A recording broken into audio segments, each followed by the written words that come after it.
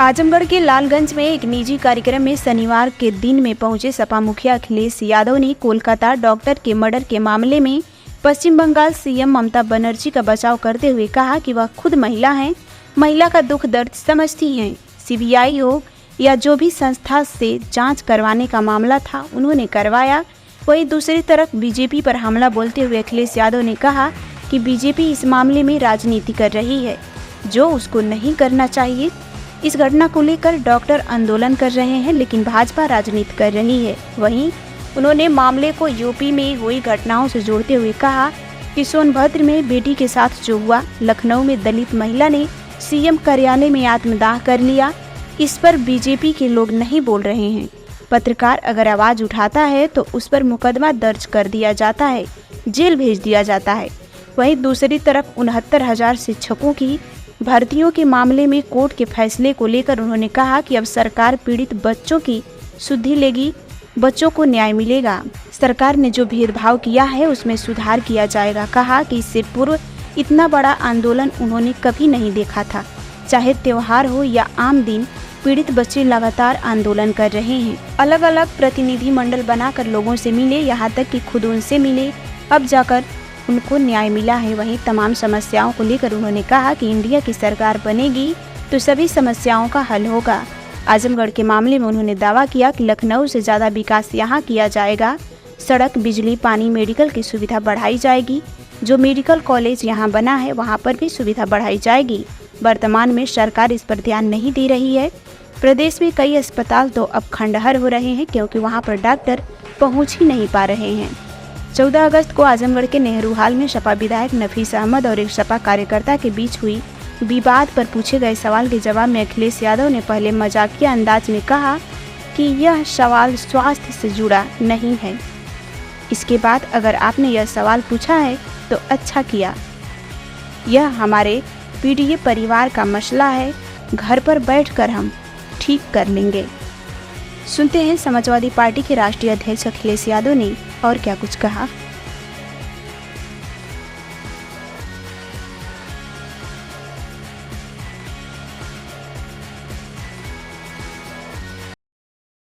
मेरा एक सवाल है आपसे कि जैसे आपकी पार्टी ने चुनाव में पीडीए का नारा दिया, बुधवार के दिन आप ही की पार्टी के विधायक नफीस अहमद के साथ में आप ही के पार्टी के लोग अभद्रता करते हैं और जब पत्रकार उसको कवरेज करता है तो पत्रकार के साथ में हाथापाई होती है, उस पर आप क्या कहेंगे?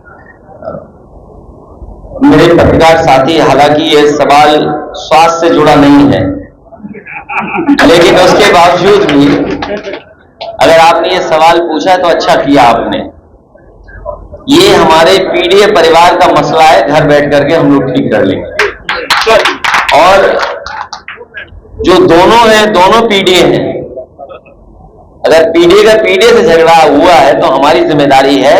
और मैं समझता हूं नफीस अगर कहीं यहां दिखाई दे रहे होंगे, कहां है नफीस? नहीं तो फिर तुम्हारे माध्यम से फिर न्यूज बन जाएगी। नफीस कहां है? चले गए? अभी तो कॉफी पी रहे थे हमारे साथ, बुला लो ने। तो ये हमारा अपना है और पीडीए की लड़ाई अभी खत्म नहीं हुई है। इस पीडीए में सब लोग हैं। और हाल ही में जब मैं आपसे बातचीत कर रहा हूं, आपको याद होगा जिस तरीके से बच्चे लड़े थे अपनी नौकरी को लेकर के, जो हाल ही में हाई कोर्ट का फैसला आया। सोचो 69,000 अपने आरक्षण को लेकर के, अपने अधिकार को लेकर के कितना वो लड़े हैं। उन्हें कई मौकों पर अपमानित होना पड़ा है। उन्होंने अपने हक के लिए विधायक, सांसद, मंत्री, सड़क, विधानसभा, मुख्यमंत्री आवास, प्रमुख सचिव, डायरेक्टर, कोई ऐसी जगह नहीं छोड़ी जहां पर वो अपने हक के लिए न गए हों। जो नाइंसाफी हुई थी उनके साथ, जो उनके साथ भेदभाव हो रहा था, मैं उम्मीद करता हूं माननीय न्यायालय के बाद अब उन्हें उनका न्याय मिलेगा, उन्हें हक मिलेगा। और यही लड़ाई बड़ी थी पीडीए के लिए कि कुछ लोग सत्ता में बैठ करके उनके हकों को छीन रहे हैं। हमें उम्मीद है पीडीए का परिवार और बड़ा होगा। हमारा लगातार प्रयास रहेगा कि पीडीए परिवार को बढ़ाते रहें। 4 दिन आते हैं। मैं अपने पत्रकार साथी से कहूंगा, नेताजी ने और आजमगढ़ के लोगों ने समाजवादी सरकार में यहाँ बहुत बड़ा मेडिकल कॉलेज बना था। समाजवादी सरकार बनी थी, उसको फंड्स दिए गए थे, बजट दिया गया था और कोशिश की गई थी कि पूर्वांचल का और आसपास का अच्छा मेडिकल कॉलेज बनकर के तैयार हो जाए। इसके साथ साथ जौनपुर का मेडिकल कॉलेज भी समाजवादी सरकार का दिया हुआ था। मुझे याद है गाजीपुर में जब मैं गया था 100 सैया अस्पताल के उद्घाटन में, उस समय हम लोगों ने कहा था कि इसी अस्पताल को आगे बढ़ाएंगे और मेडिकल कॉलेज बनेगा। और पूरे जिले में और आसपास के जिलों में कई अस्पताल दिए, चंदौली में दिया, तो कई जगह मेडिकल कॉलेज दिए थे। सरकार कहने को तो ये कहती कि मेडिकल कॉलेज बना दिए हैं, वो आजकल आधुनिक खंडर दिखाई दे रहे हैं। उनके अंदर न डॉक्टर्स हैं, न प्रोफेसर्स हैं, न टेक्निकल स्टाफ है, न नर्सेज हैं, न दवाई है, न मशीन है, और अगर मशीन भी है तो चलाने वाले लोग नहीं हैं। तो इसलिए ये जो मेडिकल कॉलेज बना है जो इतने बड़े पैमाने पर, उसमें गरीबों का इलाज नहीं हो पा रहा है। आपके विधानसभा में वहां भी बड़ा बना था, वो तो चल रहा है और कोविड में काम आया था वो, याद है कि नहीं याद है? और आपका मेडिकल कॉलेज भी, ये मेडिकल कॉलेज अच्छा चल जाए, मेडिकल हॉस्पिटल अच्छा चल जाए, तो गरीब जनता को बाहर नहीं भागना पड़ेगा, ना बनारस जाना पड़ेगा, ना दिल्ली लखनऊ जाना पड़ेगा, इलाज नहीं मिल जाएगा। यही प्रयास समाजवादियों का रहेगा। और ये तो मेडिकल कॉलेज है, जो अस्पताल बनाए थे पीएससी सीएससी, जो पैरासीटामोल की बात कर रहे हो आप, कई जगह बीमार आता और बताता है बीमारी ये, और दवाई डॉक्टर देते दूसरी। सही बात। तो सोचिए आप, और सरकार दवाई भी नहीं दिला पा रही है। इसीलिए हम अभिषेक राय जी का धन्यवाद देंगे कि इन्होंने दादाजी के नाम पर और अपने संसाधन से ये बड़ा प्रयास किया है। यहाँ पर लोगों को इलाज समय पर मिल जाएगा तो उनकी जान बच जाएगी। एमवाई को हराया है, पीडीए ने मोदी योगी लोग दोनों को हराया है, इसलिए एमवाई से घबराए हुए हैं। सर, उत्तर प्रदेश सरकार जो है और पीडीए से घबराए हुए हैं। सर, उत्तर प्रदेश सरकार ये दावा कर रही है कि हम आने वाले चुनाव से पहले ही गरीबी मुक्त कर देंगे उत्तर प्रदेश को। देखिए, ये आंकड़े में क्या बताया था, $1 ट्रिलियन इकोनॉमी। ये लोग सदन में बैठते हैं, ये हमारे मंत्री ओम प्रकाश जी, इनके एक सवाल का जवाब सरकार नहीं दे पाई।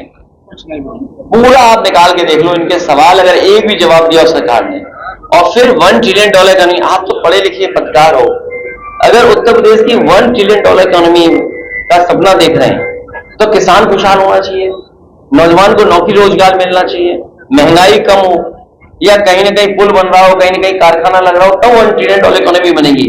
और $1 ट्रिलियन इकोनॉमी बनाने के लिए 30% की ग्रोथ रेट चाहिए, और सरकार की अभी 7% भी नहीं है। सोचिए क्या कहती थी सरकार कि इतने लाख करोड़ का निवेश लेकर के आ रहे हैं। किसी उद्योगपति ने निवेश किया हो तो बताओ, आजमगढ़ में कोई फैक्ट्री लग रही हो तो बता दो, आप मऊ में लग रही हो तो राजीव राजी बता दें। 1 डिस्ट्रिक्ट 1 प्रोडक्ट, और 1 डिस्ट्रिक्ट 1 प्रोडक्ट का बजट क्या रहा होगा? 1 लाख, 2 लाख, 5 लाख, 10 लाख। कहते हैं कि हमने आजमगढ़ की वो ब्लैक पोल्ट्री के लिए 1 डिस्ट्रिक्ट 1 प्रोडक्ट दिया है, क्या बजट दिया होगा उन्होंने, बताइए आप। सबको बिजली भी नहीं मिलती। तो इसीलिए जो बुनकरों का हाल है, या जो हमारे पोल्ट्री वाले लोग हैं, आर्टिशियंस हैं, जो उनको मदद मिलनी चाहिए वो नहीं मिल पा रही। समाजवादी सरकार बनेगी तो हम अपने बुनकर भाइयों के लिए विशेष पैकेज और उनको विशेष सुविधाएं और विशेष उनके लिए बिजली से लेकर के तमाम इंतजाम और मार्केटिंग में सपोर्ट किया जाएगा, जिससे हमारा बुनकर भाई भी खुशहाल हो जाए और हमारे किसान के लिए मंडी से लेकर के और सुविधाएं देने का काम। चुनाव होने जा रहे हैं, अभी जिस तरह से सिद्धारमैया के ऊपर वहाँ के गवर्नर ने जांच के आदेश और मुकदमा खोलने की बात कही, उसको किस तरह से देखते हैं? देखिए, गवर्नर जो होते हैं वो दिल्ली के सारे पे चलते हैं। ये बहुत से स्टेटों में ये सुनने को मिल रहा है कि ये जो गवर्नर लोग दिल्ली से अपॉइंट हुए हैं वो प्रदेश सरकारों को चलने नहीं दे रहे हैं, जो उनके अलग वाले दल की सरकार अगर है। और आप सोचिए, आप याद कीजिए एक समय गवर्नर हाउस से ये बात कही जाती थी कि समाजवादी सरकार में इन जातियों की पोस्टिंग, इन जातियों को डीएमएसपी बनाया जा रहा है, लेकिन वो सच्चाई नहीं थी। आज बताओ कोई गवर्नर है कि नहीं है? किसी जिले में कोई पूछा जा रहा है? और आपने तो खुद ही सवाल मुझसे पूछा कि जहां 10 उपचुनाव हो रहे हैं वहां पर जानबूझ करके कि मुस्लिम कौन है, यादव कौन है, उनका ट्रांसफर कर दिया, हटा दिया उनको। ये सरकार घबराई हुई है पीडीए के लोगों से। इंडिया गठबंधन और पीडीए जीतेगा, उसी की घबराहट आपको दिखाई दे रही है सत्ता में। मैं आजमगढ़ के लोगों को बधाई देता हूं और आजमगढ़ को कभी हम लोगों ने विकास में पीछे नहीं रखा है।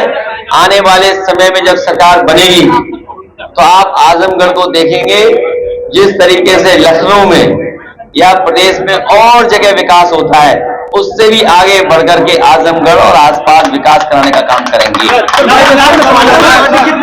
जिसमें बिजली की सुविधा हो, अस्पताल की सुविधा हो, शिक्षा की सुविधा हो और सड़कों की भी सुविधा देंगे। और अपने किसान भाई और बुनकर भाइयों को मैं कहना चाहता हूं, उनके लिए विशेष योजना ला करके उनको आर्थिक रूप से कैसे मजबूत किया जाए उस दिशा में काम करेंगे। जी, लेकिन जनरली अस्पतालों में आज स्ट्राइक चल रही है की घटना को लेकर, उस पर आपका क्या स्टेटमेंट है? मैंने बोल दिया, हमारे पत्रकार साथी ने पूछा था। ममता बनर्जी जी खुद महिला है और एक महिला का दुख दर्द वो समझती हैं। उन्होंने कार्रवाई की है और जो उनकी डिमांड्स थी सीबीआई या अन्य संस्था से जांच कराने का, वो भी फैसला सरकार ने लिया है। लेकिन इसके साथ साथ भारतीय जनता पार्टी के लोगों को राजनीति नहीं करनी चाहिए। और अगर बंगाल के बारे में इतनी चिंता है, स्वाभाविक है जो घटना हुई है उस हिसाब से जो लोग डॉक्टर्स हैं सब लोग स्ट्राइक पे गए हैं। लेकिन बीजेपी को घटनाओं से राजनीतिक लाभ नहीं लेना चाहिए, किसी भी घटना से राजनीतिक लाभ नहीं लेना चाहिए बीजेपी को। आप बताइए सोनभद्र में जो बेटी के साथ हुआ है उसमें क्या बीजेपी कर रही है? या लखनऊ में एक दलित मां ने आत्मदाह कर लिया था मुख्यमंत्री ऑफिस में, मुख्यमंत्री कार्यालय में। सोचिए आप, कभी आप कल्पना कर सकते हैं? और फिर झूठा फंसाना। अगर आप पत्रकार हो, आपने तो खुद फेस किया है, आप सच्चाई से न्यूज चला देते थे, आप पे मुकदमा हुआ है। एक आध पत्रकार शायद यहां भी जेल गया था, बगल के जिले के जेल गए थे, नहीं बगल के जेल से गए थे और इसी जेल में रहे थे, आजमगढ़ की जेल में, याद होगा आपको। तो ऐसी भी सूचनाएं हैं। समाज में किसानों को पानी नहीं मिला, खाद नहीं मिली, क्या करेंगे? समाजवादी सरकार बनाए किसान भाई लोग। आपके गले का गुलाबी गमछा ट्रेंड कर रहा है, कुछ पदाधिकारियों ने पूछा इस गमछे का क्या रहस्य? देखिए, दो रहस्य बता दो फिर अपनी बात खत्म कर दो। चुनाव में मुझसे एक ने पूछा कि आप गमछा क्यों पहने हुए हैं, और दूसरा उन्होंने कहा इतनी गर्मी है उसमें सदरी क्यों पहने हुए। तो मैंने उन साथी से कहा कि कभी कूलर देखा है आपने? कूलर को देखते होंगे आप, एक जाली लगी रहती है, उसे पानी डाला जाता है और उसका पंखा चलता है तो ठंडी ठंडी हवा आती है। तो मैंने कहा चुनाव में जैसे ही मैं घर से निकलता हूं हमारे पूरे कपड़े भीग जाते हैं, फिर पूरे चुनाव जो हवा चलती है उसे ठंडी ठंडी हवा खाता जाता हूं मैं। और गमछे का राज ये है कि इसमें आशीर्वाद भी छिपा हुआ है और बहुत से साधु संतों की, क्योंकि लाल रंगी बहुत करीब है इसलिए आशीर्वाद है। और फिर ये कहीं ना कहीं जुड़ाव पैदा करता है हमारे सीधे सीधे हमारे गांव गरीब लोगों से। और दूसरा, इतनी गर्मी में चुनाव था, इतना धूल धक्कड़ चुनाव में था, तो जहां आशीर्वाद था वहां धूल धक्कड़ से और पसीने से बचने के लिए गमछा काम आ रहा था। एक सवाल, तो अब ये ड्रेस का हिस्सा हो गया है। भैया एक सवाल, ये कोई नई चीज नहीं है। आपने गंगा का पानी की सफाई के लिए कितना पैसा बह गया नमामि गंगा के नाम पर। वो तो एक पुल बहा है, और एक पुल नहीं बहा, बिहार में कई पुल बहे हैं। अगर देश में सबसे ज्यादा पुल बहे होंगे तो शायद बिहार में बहे होंगे। और उसका कारण, कई कारण हैं। कई बार नदियां अपना रास्ता बदल देती हैं, क्योंकि ये बड़ा सवाल है। मान लीजिए पुल बनाया यहां, मैं एक खबर देख रहा था आपके किसी चैनल के माध्यम से चल रही थी कि जहां पुल है वहां पर नदी नहीं बह रही थी, नदी कहीं और बह रही थी। तो कई बार नदी किसी कारण, हमारे डेवलपमेंट के कारण या जल भराव के कारण रास्ता बदल देती है, तो जब रास्ता बदल देगी तो उसका जिम्मेदार कौन है? आप भी नदी के किनारे जो लोग रहते होंगे वो जानते होंगे, कभी नदी इधर बह रही है, कभी इधर बह रही है। लेकिन वो तो एक अलग सवाल है। उससे बड़ा सवाल यह है कि नमामि गंगा और मां गंगा को सफाई के लिए जो हजारों करोड़ रुपए आए थे वो साफ हो गए, उसके बारे में क्या कहोगे आप? 10 सीटों में 2027 का चुनाव होने जा रहा है। बीजेपी ऐसी घबराई हुई है कि उन्हें पता ही नहीं लग रहा है कि किस दिशा में जाएं। और इन परिणामों के आने के बाद समाजवादी लोग जितना जनता के बीच में रहेंगे उतना ही जनता का समर्थन आने वाले समय में मिलेगा। और हमें पूरा भरोसा है कि जो समाजवादियों की प्रोग्रेसिव पॉलिटिक्स रही है, जो समाजवादियों की पॉजिटिव पॉलिटिक्स है, जो समाजवादियों की खुशहाली की राजनीति है, जो समाजवादियों की भेदभाव मिटाने की राजनीति है, जो समाजवादियों को जो विरासत में मिला है कि खाई कैसे कम हो, अमीरी गरीबी की उस दिशा में लगातार काम करेंगे। और पूर्वांचल की जनता पहले जैसा आशीर्वाद फिर देगी समाजवादियों को। अभी जब हाल ही में जब 5वें स्थान पे बताने वाली सरकार ने कहा कि अर्थव्यवस्था 5वें स्थान पर पहुंच गई है और 3रे स्थान पे ले जाने वाले हैं, इसका मतलब ये नहीं है कि हमारे किसानों की और नौजवानों की या व्यापारियों की आय बढ़ गई हो। अभी भी प्रति व्यक्ति आय नहीं बढ़ी है, वो आंकड़ों में तो दिखती है लेकिन सच्चाई में नहीं है वो। और दूसरा सुझाव हम लोगों ने दिया था यही पूर्वांचल एक्सप्रेसवे को लेकर के, अगर ये 25 किलोमीटर और जोड़ दें गाजीपुर के हमारे पखनपुरा गांव से, और जो बक्सर से सड़क बनकर के आ रही है, तो भागलपुर से लेकर के सीधा दिल्ली तक आपको एक्सप्रेसवे मिल जाएगा।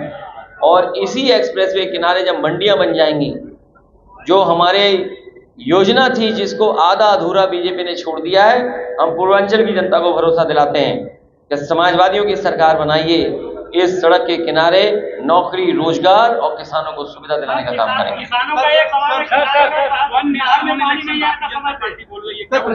आपको तो समझ लेना चाहिए, जो लोग कह रहे हैं 1 नेशन 1 इलेक्शन, कई प्रदेशों का चुनाव नहीं करा पा रहे। और आप सच्चाई पता करना, उत्तर प्रदेश की सरकार, मुख्यमंत्री तो तैयार थे अभी से चुनाव में जाने के लिए, चुनाव ही नहीं घोषित हुआ, तो वो जो तैयारी कर रहे थे ट्रांसफर कर करके, और सोचिए क्या ट्रांसफर कर रहे हैं, एमवाई ढूंढ रहे हैं कि अगर उन्हें एमवाई दिख जाए तो उसका ट्रांसफर कर दें। पीडीए ने एमवाई को हराया है। अब आप पूछोगे एमवाई क्या है? दिल्ली वाले और लखनऊ वालों को हराया है पीडीए ने। और सोचिए आप, बगल में प्रधानमंत्री जी का क्षेत्र है बनारस, गंगा एक्सप्रेसवे चल रहा है, मेरठ से प्रयागराज चला जा रहा है। और ये जो हमारा नोएडा से आगरा लखनऊ एक्सप्रेसवे से पूर्वांचल एक्सप्रेसवे चल रहा है, वो गाजीपुर होकर के बिहार चला जा रहा है। लेकिन अभी तक प्रधानमंत्री का क्षेत्र नहीं जुड़ा। बताइए आप, तो आप खुद समझ सकते हो कि उनके अंदर भी तालमेल ठीक नहीं चल रहा है। जिस दिन तालमेल बिगड़ेगा उसी दिन देखोगे आप उत्तर प्रदेश में परिवर्तन दिखाई देगा। आप डॉक्टर की बात कर रहे हैं, डॉक्टर क्या ये बीजेपी के लोग पेपर आउट का रिकॉर्ड तोड़ने जा रहे हैं, पेपर रद्द का रिकॉर्ड तोड़ने जा रहा है रेलवे डिपार्टमेंट। एक्सीडेंट, ये जो पेपर लीक है इसका रिकॉर्ड अगर कोई तोड़ेगा तो रेलवे डिपार्टमेंट, रेलवे के एक्सीडेंट। ये चलने वाली सरकार नहीं है, ये गिरने वाली सरकार है। सर, केशव मौर्य के लिए अभी आफर बुलाया है? नहीं, ये मैंने 5 अगस्त को इस योजना को खत्म कर दिया है। सर, कोलकाता डॉक्टर हड़ताल पे है रेप कांड को लेके, और आपने कहा कि डॉक्टर की ही बात करिए, तो इस पे क्या कहना आपका? मैं वहाँ की मुख्यमंत्री ममता बनर्जी जी खुद महिला हैं, और जो घटना हुई है बहुत दर्दनाक घटना है। और जो एक मुख्यमंत्री रह करके फैसला ले सकता है, ममता बनर्जी जी ने फैसला भी लिया है। उन्होंने ये भी कहा है कि कार्रवाई होगी, जो दोषी हैं उनके खिलाफ जांच भी ट्रांसफर हो गई है। लेकिन ऐसी घटनाओं पर भारतीय जनता पार्टी को राजनीति नहीं करनी चाहिए। और ये बात मैं इसलिए कह रहा हूं बड़ी जिम्मेदारी के साथ। उत्तर प्रदेश में भी जब समाजवादी सरकार थी, और याद करिए वो पन्ने पलटना आप, भारतीय जनता पार्टी ने डॉक्टरों से मिलकर के माहौल खराब करने का काम किया। घटना दर्दनाक है, जिस तरह से सूचना मिल रही है, जो जानकारी मिल रही है, लेकिन आप खुद सोचिए यूपी में हालत क्या है। सोनभद्र की घटना या अन्य जिलों की घटनाएं मैं कैसे याद दिलाऊं आपको। क्या उत्तर प्रदेश में बेटियां सुरक्षित हैं? और फिर भारतीय जनता पार्टी की सरकार यहां पर भी है, दिल्ली में भी है। क्या उन्होंने वो सब इंतजाम कर दिए कि बेटियों के साथ, माताओं बहनों के साथ कोई घटना ना हो? और अगर हम आंकड़े देखें, ये मैं आंकड़े नहीं बता रहा हूं, हम सरकार में नहीं है, ये आंकड़े तो सरकार के हैं, आप लोग सब गूगल कर सकते हैं। ये अलग बात है कि आप पे भी दबाव रहता है तो वो आप गूगल नहीं करके आंकड़े बताओगे, लेकिन तब भी हमारे तमाम सब पत्रकार साथी हैं वो ये जानते हैं कि अगर हम आंकड़े निकलवा रहे हैं देश के, तो सबसे ज्यादा असुरक्षित महिलाएं और बेटियां कहीं हैं तो वो उत्तर प्रदेश में है। तो उसका जिम्मेदार कौन है? ऐसी घटनाओं पे राजनीति नहीं करनी चाहिए। और मैं आपको भरोसा दिलाता हूं कि समाजवादियों ने जो प्रोग्रेसिव पॉलिटिक्स की बात की है और जो संपन्न बनाने की पॉलिटिक्स है, जो रोजगार दिलाने की पॉलिटिक्स है, नौकरी दिलाने की पॉलिटिक्स है, उस दिशा में हम लोग काम करेंगे। क्योंकि जब प्रधानमंत्री लाल किले से ये कहें, हालांकि वो आंकड़े गलत हैं उनके, लेकिन फिर भी अगर हम उनके आंकड़े वो मान लें, जो उन्होंने ये कहा कि आज़ादी के समय पर देश की आबादी 40 करोड़ थी और आज 140 करोड़ हो गई है, तो सोचिए हमारे आपके सामने चुनौतियां कितनी हैं और आगे आने वाली पीढ़ी के सामने हमें कैसा देश और कैसा समाज बनाना है, वो भी बड़ी चुनौती है। इसलिए बीजेपी ने जो बिगाड़ा है सब, उत्तर प्रदेश से लेकर के देश की अर्थव्यवस्था से लेकर के सब कुछ बिगाड़ दिया, उसको ठीक करने का मौका जनता देगी और 27 में जनता मौका देगी तो आप परिवर्तन देखने को मिलेगा। मैं पूर्वांचल की जनता का बहुत आभार प्रकट करता हूं, धन्यवाद देता हूं। पूर्वांचल की जनता जहां राजनीतिक सूझबूझ के साथ फैसला उन्होंने लिया, वहीं पूर्वांचल की जनता से समाजवादियों का बहुत भावनात्मक रिश्ता रहा है और आजमगढ़ से बेहद भावनात्मक रिश्ता समाजवादियों का हमेशा रहा है। हम पूर्वांचल की जनता को और खासकर पूरी उत्तर प्रदेश की जनता को भरोसा दिलाते हैं, जिस जिम्मेदारी के लिए आपने हमको चुन करके भेजा है, लोकसभा में बैठ करके खड़े होकर के आपके तमाम सवालों पर सरकार को घेरेंगे और आपको न्याय। विधायक नफीस जी आ गए। मैं नफीस जी का बहुत बहुत स्वागत है, आपके बीच आए हैं। और नहीं, ये बात यही खत्म हो जाए। अरे सुनो यार, कई बार गुस्से में हमसे भी कोई बात निकल जाती है। नफीस ने लगता है उस दिन खाना नहीं खाया था, उस दिन खाना नहीं खाया था, उन्होंने नहीं खाना नहीं खाया था, इसलिए गुस्से में कोई बात निकल गई, उसको बुरा मत मानिए।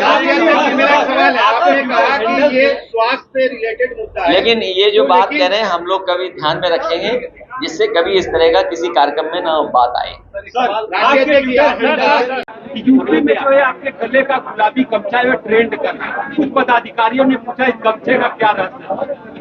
देखिए, 2 रहस्य बता दूं फिर अपनी बात खत्म कर दें।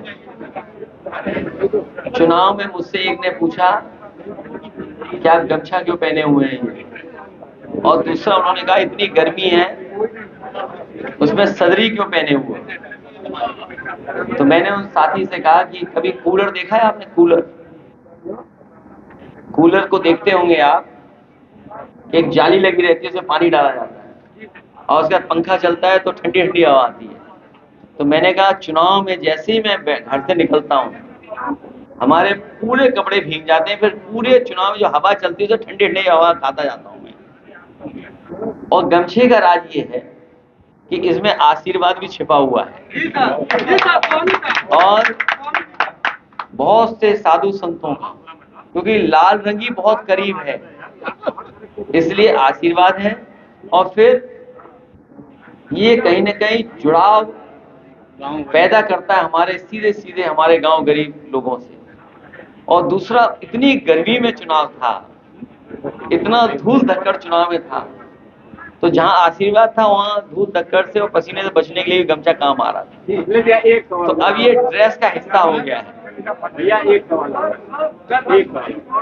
69,000 शिक्षकों पे जो मामला है उसमें सत्तारूढ़ का स्वागत कर रही है।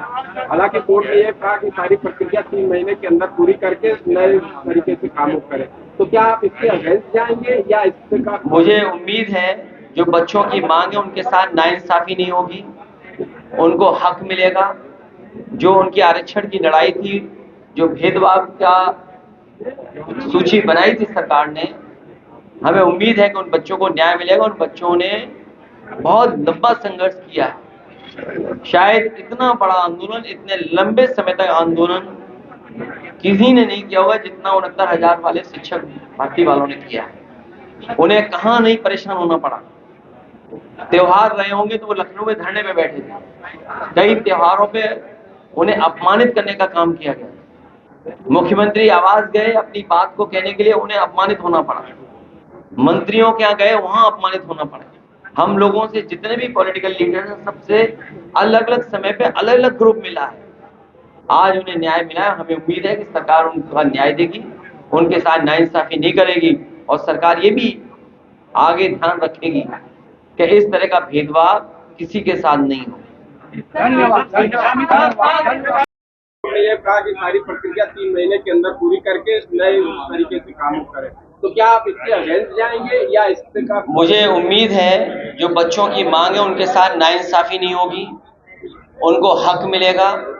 जो उनकी आरक्षण की लड़ाई थी, जो भेदभाव का सूची बनाई थी सरकार ने, हमें उम्मीद है कि उन बच्चों को न्याय मिलेगा। उन बच्चों ने बहुत लंबा संघर्ष किया है, शायद इतना बड़ा आंदोलन, इतने लंबे समय तक आंदोलन किसी ने नहीं किया होगा जितना 69,000 वाले शिक्षक भर्ती वालों ने किया है। उन्हें कहाँ नहीं परेशान होना पड़ा। त्योहार रहे होंगे तो वो लखनऊ में धरने पे बैठे थे। कई त्योहारों पे उन्हें अपमानित करने का काम किया गया। मुख्यमंत्री आवास गए अपनी बात को कहने के लिए, उन्हें अपमानित होना पड़ा। मंत्रियों के यहाँ गए, वहां अपमानित होना पड़ा। हम लोगों से जितने भी पॉलिटिकल लीडर्स हैं, सबसे अलग अलग समय पे अलग अलग ग्रुप मिला है। आज उन्हें न्याय मिला है। हमें उम्मीद है कि सरकार उनका न्याय देगी, उनके साथ नाइंसाफी नहीं करेगी और सरकार ये भी आगे ध्यान रखेगी कि इस तरह का भेदभाव किसी के साथ नहीं हो।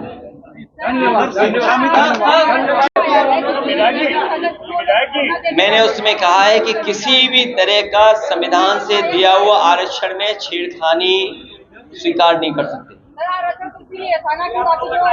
मैंने आपसे कहा किसी तरह का छेड़खानी नहीं स्वीकार कर सकते समाज। अगर आपको हमारी चैनल की खबर पसंद आई हो तो चैनल को लाइक, सब्सक्राइब और शेयर जरूर करें।